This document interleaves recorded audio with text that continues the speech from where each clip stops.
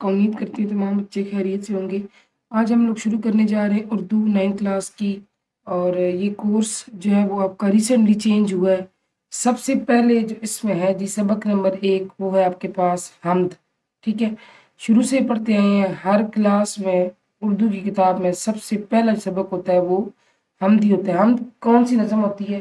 حمد ایسی نظم جس میں اللہ تعالیٰ کی حمد و ثنا کی جائے، اللہ تعالیٰ کی تعریف بیان کی جائے، اس کی طاقت، اس کی قدرت کے متعلق بات کی جائے، تعریف کی جائے۔ مظفر وارث صاحب نے لکھی ہے جی، اور ان کے متعلق تھوڑا تعارف پڑھ لیتے ہیں۔ محمد مظفر الدین احمد صدیقی، جو اپنے کلمی نام مظفر وارثی سے مشہور ہوئے۔ کلمی نام کیا ہوتا ہے؟ شاعر اور ادیب جو شاعری کرتے ہیں یا ادب کے شعبے میں اپنی خدمات سر انجام دیتے ہیں، ان کا ایک اس شعبے میں ایک کلمی نام پڑ جاتا ہے، اس نام کو کلمی نام کہتے ہیں، ٹھیک ہے۔ ان کا نام کیا تھا جی؟ مظفر وارثی کی جائے ولادت، جائے ولادت کہتے ہیں وہ جگہ جہاں پہ ان کی پیدائش ہوئی ہو۔ مردم خیز خطہ میرٹھ یو پی ہے۔ ان نے ابتدائی تعلیم میرٹھ ہی میں حاصل کی۔ پاکستان کا قیام عمل میں آیا تو وہ بھی اپنے خاندان کے ہمراہ ہوتا ہے، خاندان کے ساتھ کراچی آگے، جہاں اپنی تعلیم کو جاری رکھا۔ مظفر وارثی ابتدائی عمر سے ہی بڑے ذہین و فطین تھے۔ آپ نے ناملی ورڈ سنا ہوگا ذہین، تو ذہین و فطین، فطین ذہین کے ساتھ کیوں یوز کیا جاتا ہے؟ یہ دکھانے کے لیے کہ آپ ذہین لفظ کے معنی کو زیادہ بڑھانے کے لیے یہ لفظ ساتھ استعمال کرتے ہیں، فطین، ذہین و فطین تھے، یعنی کہ بہت زیادہ ذہین تھے۔ 1950 میں باقاعدہ شاعری کا آغاز کیا، جو تا دم واپسی، جب تک زندہ رہے، جب تک سانس رہا، یعنی کہ آخری سانس تک جاری رہا، بھی وہ وصال تک یہ اپنا یہ کام کرتے رہے شاعری کا۔ اصناف نظم میں، یعنی جو انہوں نے نظمیں لکھی، انہوں نے تقریباً تمام مروجہ اصناف نظم جو باقاعدہ ان کی سامنے وہ کون تھے؟ حمد، نعت، سلام، گیت، ربائی، کتاب وغیرہ میں تب آزمائی کی۔ تب آزمائی کہتے ہیں کوشش کو، یعنی کہ سب میں جو ہے نا وہ اپنا ایک ٹیلنٹ دکھایا، ہر جگہ اپنی ذہانت و فطانت کا لوہا منوایا۔ لوہا منوانے سے مراد کیا ہے جی؟ کہ اپنا جو ذہانت تھی اس کو دکھایا، اپنے ٹیلنٹ کو ظاہر کیا۔ تاہم حمد و نعت پر توجہ مرکوز رہی، لیکن زیادہ توجہ کس پر دی؟ حمد اور نعت پر، نبی صلی اللہ علیہ وسلم کی ذات مبارکہ پر، اللہ تعالیٰ کی ذات اقدس پر زیادہ تر انہوں نے شاعری کی۔ اور یہی دو اصناف سخن، یہی دو چیزیں جو انہوں نے زیادہ کی، حمد اور نعت، ان کی شناخت اور وجہ شہرت قرار پائیں، ان کی شہرت کی وجہ اور ان کی آئیڈینٹی، ان کی شناخت بن گئی، یعنی ان کو جانا جانے لگا اس چیز سے۔ حمد میں ان کی حمد اے خدا اور وہی خدا ہے، اور نعت میں میرا پیمبر عظیم تر ہے، زبان زد خاص و عام ہے۔ خاص و عام تو کہتے ہیں خاص، ہر خاص، عام یعنی کہ عام سے عام بندے سے لے کر خاص سے خاص۔ زبان زد کیا ہوتا ہے؟ ہر ایک کی زبان پر ہے، ٹھیک ہے۔ ہوپفلی آپ نے یہ جو اے خدا عدنان سمیع صاحب جو مشہور گلوکار ہیں ان کی آواز میں سنا بھی ہو، انہوں نے اس کو باقاعدہ گایا ہے اپنی خوبصورت آواز میں، ٹھیک ہے۔ ان کی شاعری کے مجموع میں جو ان کی شاعری کتابیں تھی، باب حرم، لہجہ، نور ازل، الحمد، کعبہ عشق، لا شریک، دل سے در نبی صلی اللہ علیہ وآلہ وسلم تک، اور میرے اچھے رسول صلی اللہ علیہ وآلہ وسلم شامل ہے۔ ان کی تمام شاعری کلیات مظفر وارثی کی صورت میں بھی شائع ہو چکی ہے۔ کلیات کہتے ہیں کل کو، جمع کو، تو وہ ساری شاعری ان کی ملا کے کس نام سے شائع ہوئی ہے جی؟ کلیات مظفر وارثی۔ حکومت پاکستان نے ان کی ادبی خدمات کے اعتراف میں انہیں 1988 میں پرائڈ آف پرفارمنس ایوارڈ سے بھی نوازا، ٹھیک ہے جی۔ مظفر وارثی کو اردو کی موضوعاتی شاعری میں ایک اہم مقام اور مرتبہ حاصل ہے۔ انہوں نے بالخصوص اردو حمد اور نعت کو ایک نئی جہت دی۔ جہت کہتے ہیں کہ ایک اس میں جدیدیت لے کر آئے، نیا پن لے کر آئے، ماڈرنزم پیدا کیا، نئے اس کو راستے دکھائے، نئی ترقی دی، فکری اور فنی ہر دو اعتبار سے، یعنی ہر اعتبار سے ان کی تمام حمدوں اور نعتوں کا ایک ایک شعر موتیوں کی طرح لڑی میں پرویا ہوا لگتا ہے۔ شامل کتاب حمد، جو آپ کی کتاب میں حمد شامل کی گئی، یہ زمین یہ فلک ان سے آگے تلک، یعنی اے خدا والی میں مظفر وارثی صاحب نے جس انداز میں باری تعالیٰ کی ذات اقدس اللہ تعالیٰ کی پاک ذات کے ایک ایک پہلو اور کائنات کے تخلیق یعنی کہ پیدا کرنے میں اللہ تعالیٰ کی ذات و صفات کو ثابت کی ہے، وہ انہی کا خاص ہے، یہ صرف انہی کی خوبی ہے کہ وہ ایسے کر سکتے تھے۔ کیسے کیا؟ شاعری کی زبان میں کیا تو بہت خوبصورت انداز میں پیش کیا۔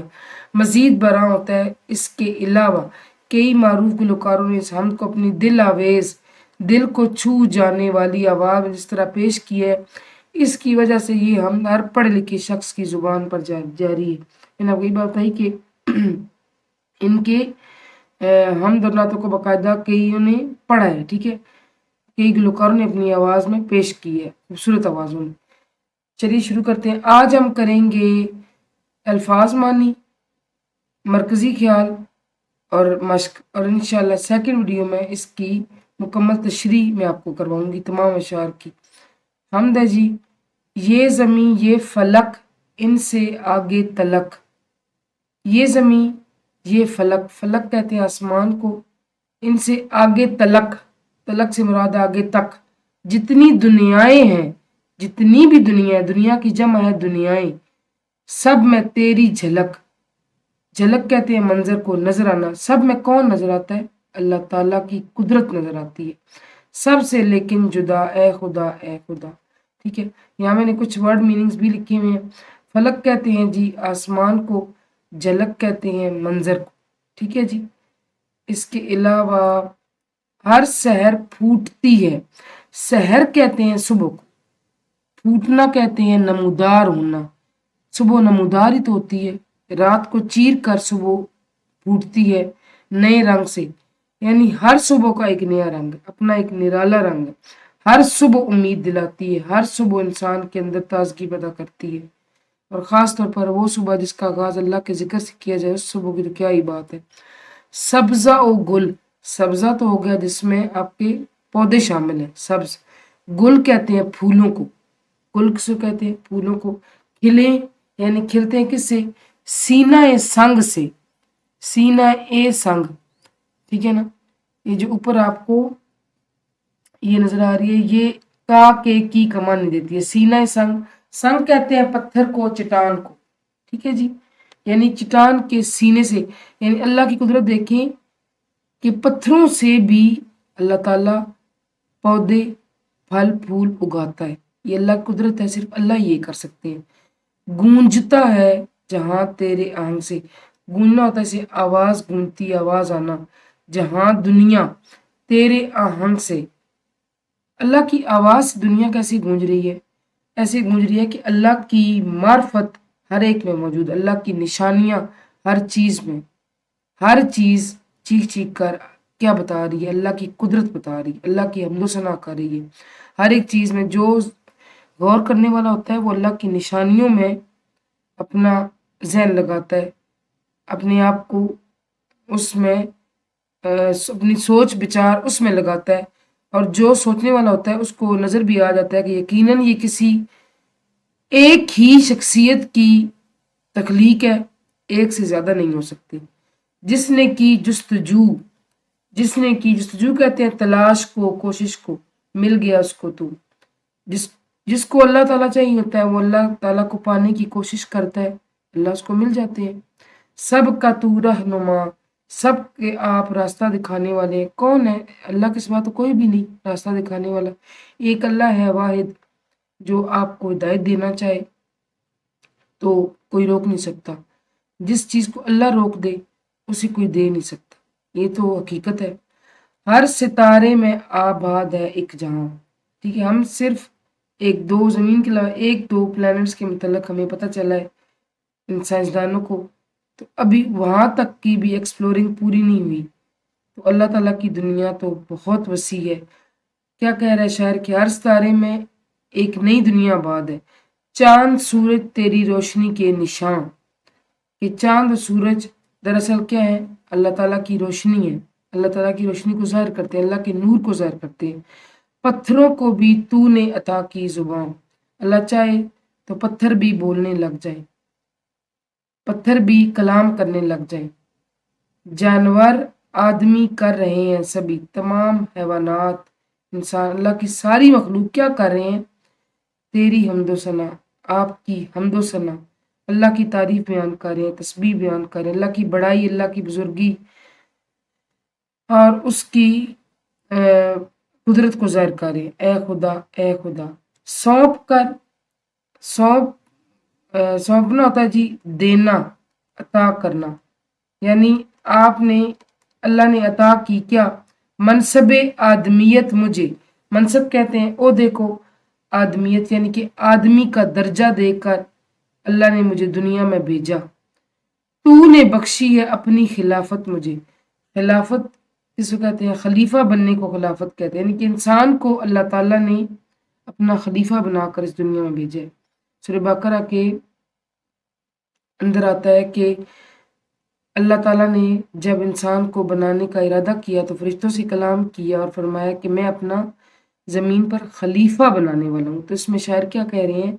اللہ تعالیٰ نے ہمیں کون سا عہدہ دیا؟ آدمیت کا۔ اللہ تعالیٰ چاہتے تو ہمیں جانور بھی تو بنا سکتے تھے بے زبان، لیکن اللہ نے ہمیں کیا بنایا؟ اشرف المخلوقات، تمام مخلوقات میں سے برتر آدمی بنا کے ہمیں اپنا خلیفہ بنا کر اس دنیا میں بھیجا۔ تو اب ہمیں کیا کرنا ہے؟ شوق سجدہ بھی کر اب عنایت مجھے، شوق سجدہ کرنے کا شوق، اللہ کے حضور سجدہ ریز ہونے کا شوق، اللہ کے حضور مناجات کرنے کا شوق بھی اب عنایت مجھے، یعنی مجھے عطا کریں۔ عنایت ہوتا ہے جی کہ عطا کریں، کرم کریں، کرم عطا کو ہی کہتے ہیں، ٹھیک ہے۔ شاعر کہہ رہا ہے کہ اب مجھے کیا عطا کریں؟ اللہ جی مجھے سجدہ کرنے کا شوق بھی عطا کریں۔ خم رہے میرا، ہم کہتے ہیں جھکنا، جھکا رہے میرا سر تیری دہلیز پر، دہلیز کہتے ہیں دروازے کو، یعنی اللہ جی میرا سر صرف آپ کے دروازے کے آگے جھکا رہے، صرف میں آپ کو یکتا مانوں اور آپ ہی سے مدد مانگوں، ہے یہی التجا اے خدا، اے خدا، یہی میری عرض ہے، یہی میری گزارش ہے، یہی میری ریکویسٹ ہے کہ اللہ جی مجھے کیسا بنا دیں؟ آپ کے حضور سجدہ کرنے والا، اور آپ کے در پہ میرا سر ہمیشہ جھکا رہے۔ یہ کس میں سے جی؟ باب حرم۔ یہ چھوٹی چھوٹی باتیں سے بتا رہی ہوں کہ آبجیکٹو میں یہ چیز آپ کی آ سکتی ہے۔ شروع کرتے ہیں جی مشق۔ حمد کے متن کے مطابق لفظ لے کر مصرع مکمل کریں۔ گونجتا ہے جہاں تیرے آہنگ سے، اللہ کی آواز سے، جہاں گونجا ستارے میں آباد ہے ایک جہاں، پتھروں کو بھی تو نے عطا کی زباں، سونپ کر منصب آدمیت مجھے، شوق سجدہ بھی کر اب عنایت مجھے۔ ٹھیک ہے جی، یہ ہو گیا حمد کے متن سے متعلق نیچے دے سوالوں کے مختصر جواب لکھیں۔ اب یہ اتنے بڑے نہیں تھے کہ میں اس کو لکھ کے بتاتی، آپ سن کے بھی کر سکتے ہیں۔ شاعر کے نزدیک ہر سحر کس رنگ میں پھوٹتی ہے؟ آپ نے اس کا آنسر لکھنا ہے۔ شاعر کے نزدیک ہر سحر نئے رنگ میں پھوٹتی ہے، بس اس کا ایک ہی لائن میں جواب ہے، زیادہ آپ نے نہیں کرنا۔ یہ جہاں ہر دم کس کے آہنگ سے گونجتا ہے؟ یہ جہاں ہر دم باری تعالیٰ کی ذات اقدس کے آہنگ سے گونجتا ہے، چاہے تو آپ ایسے لکھیں اللہ تعالیٰ کے آہنگ سے گونجتا ہے، باری تعالیٰ کے آنکھ سے گونجتا ہے، ایسے کر لیں، ٹھیک ہے۔ زیادہ اگر آپ مشکل ورڈز نہیں کرنا چاہتے تو۔ حیوانات و جمادات، حیوانات تو حیوان ہوتے ہیں، جمادات کس کو کہتے ہیں؟ جو آپ کی بے جان چیزیں آتی ہیں، پھل پودے، بظاہر تو وہ بے جان نہیں ہے، ظاہری بات ہے، آپ نے سائنس پڑھی ہے کہ وہ سانس بھی لیتے ہیں، آکسیجن بھی اور کاربن ڈائی آکسائڈ بھی ان کی شامل ہے اس میں انہیل اور ایکسیل کرنے میں۔ جمادات کہتے ہیں پھلوں کو، پھولوں کو، پودوں کو، کس کی حمد و ثنا کرتے ہیں؟ اللہ تعالیٰ کی۔ حیوانات و جمادات اللہ تعالیٰ کی حمد و ثنا کرتے ہیں۔ اللہ تعالیٰ نے اپنی خلافت کا منصب کسے عطا کیا ہے؟ اللہ تعالیٰ نے اپنی خلافت کا منصب انسان کو عطا کیا ہے، ہمیں عطا کیا ہے۔ آپ اس کو لکھیں، اللہ تعالیٰ نے اپنی خلافت کا منصب انسان کو عطا کیا ہے، یہ بہتر جواب ہے اس کا۔ آخری پارٹ ہے جی، شاعر باری تعالیٰ سے شوق سجدہ کا طلبگار کیوں ہے؟ طلبگار کہتے ہیں بھی کیوں وہ مانگ رہا ہے، کیوں طلب کر رہا ہے، کیوں ریکویسٹ کر رہا ہے، گزارش کر رہا ہے، سجدہ کا شوق کیوں مانگ رہا ہے؟ شاعر اللہ تعالیٰ سے سجدے کا طلبگار اس لیے کیونکہ وہ اللہ تعالیٰ کے حضور شکر کرنا چاہتا ہے۔ اللہ تعالیٰ نے ہمیں آدمیت کا عہدہ دے کر اپنی خلافت دے کر دنیا میں بھیجا ہے، جس کے لیے شاعر اللہ سے شوق سجدہ کا طلبگار ہے۔ ٹھیک ہے جی، حمد کے متن کے مطابق کالم الف میں دی گئی الفاظ کالم بے کے متعلقہ الفاظ سے ملائیں۔ سینہ سنگ ہوگا جی، یہ زمین یہ فلک، سبزہ و گل کھلے، چاند سورج تیری روشنی کے نشاں، منصب آدمیت شوق سجدہ۔ ٹھیک ہے جی، یہ ہو گیا۔ اب آپ نے لاسٹ میں کرنا ہے اعراب لگا کر، اعراب سے کہتے ہیں، اعراب کہتے ہیں جی جس میں آپ زیر زبر پیش وغیرہ لگا کر ایک لفظ کا تلفظ واضح کرتے ہیں کہ یہ لفظ ایسے بنتا ہے۔ ٹھیک ہے جی، تو ہم دیکھ لیتے ہیں۔ یہاں پہ میں آپ کو ون نوٹ میں لکھ کے دکھا دیتی ہوں، پہلے آپ یہ ورڈز میننگ دیکھ لیں جو کچھ میں نے اس کتابیں لکھے ہوئے تھے۔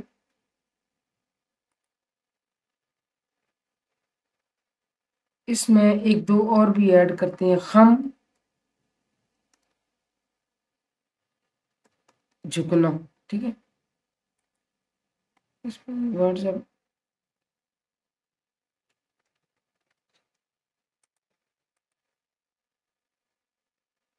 ٹھیک ہے جی،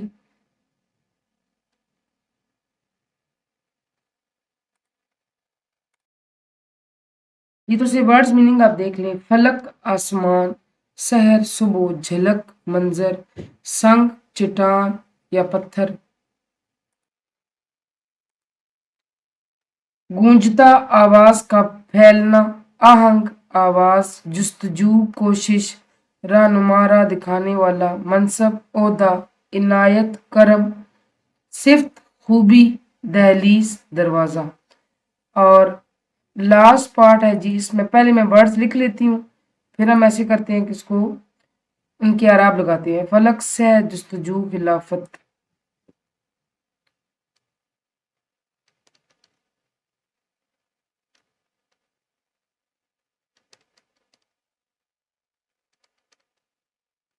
خلافت اور آدمیت منصب،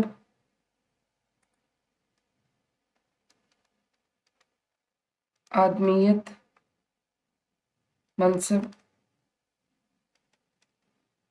شوق سجدہ سبزہ و گل۔ اچھا جی، فلک ہے، فلک لام پہ بھی زبر ہے، فے پہ بھی، سحر چاہے تو جزم نہ ڈالیں، چاہے مرضی ہے آپ کی، جستجو، جستجو، خلافت، آدمیت، ٹھیک ہے نا، یہ ایسے ہو، منصب شوق سجدہ سبزہ و گل۔ ٹھیک ہے جی، یہ ایسے ہوگا۔ یہ ہوگی جی اعراب اس کے، اور اس کے علاوہ جو باقی پارٹ ہے انشاءاللہ وہ ہم نیکسٹ ویڈیو میں کریں گے۔ تھینک یو فار واچنگ، اللہ حافظ۔